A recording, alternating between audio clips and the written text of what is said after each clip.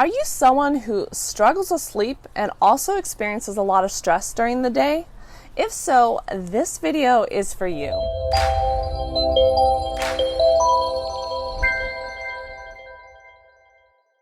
In this video, I'm going to be talking about how stress actually affects your sleep. Even if you're only having or dealing with stress during the day and not at night, it can still have a big impact in your sleep later on during the day. So, as you know, cortisol is our stress hormone. When we stress, our cortisol levels increase. And if you're experiencing a lot of chronic stress, you can actually have a chronic elevation of your stress even when you're not even stressed out. So you're going to have those negative impacts, negative health impacts from having your chronic cortisol levels being raised all the time.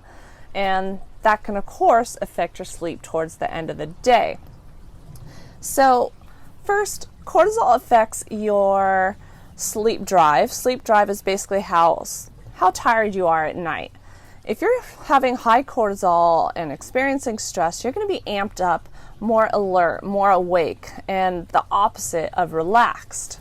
So you're not going to be able to sleep. It also affects your circadian rhythm because cortisol actually has an inverse relationship with melatonin. Melatonin is your sleep hormone. So if you're having higher cortisol levels, you're not going to be able to get that enough melatonin to be able to sleep at night.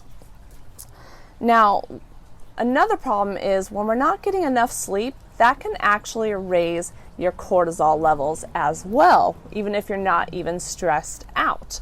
When we're sleeping, our non-REM sleep and our deep sleep helps to take us out of that stress mode, help to turn off that sympathetic nervous system. And if we're not getting enough sleep, then we're going to be having higher cortisol levels during the day. And we're going to get those negative impacts on our health and, of course, our sleep. And our sympathetic nervous system gets stuck in the on position. And it kind of goes through this vicious cycle of if you're having a lot of stress during the day, you're going to have trouble sleeping. If you're having trouble sleeping, you're going to have a lot of stress. And it kind of is through this cyclical, vicious cycle that it's hard to get out of. So we need to find ways to deal with the stress in our life. So obviously we can't avoid stress. It's impossible to avoid all stress, but we can find ways to better manage it, to deal with it better. And I have 3 ways that I like to approach stress and how to deal with it. The first is to reduce stress in your life. Like I said, we can't avoid it, but if you can find ways to avoid stressful situations, to get out of those positions, avoid them if they aren't necessary, then that is great. But obviously, we can't avoid them completely.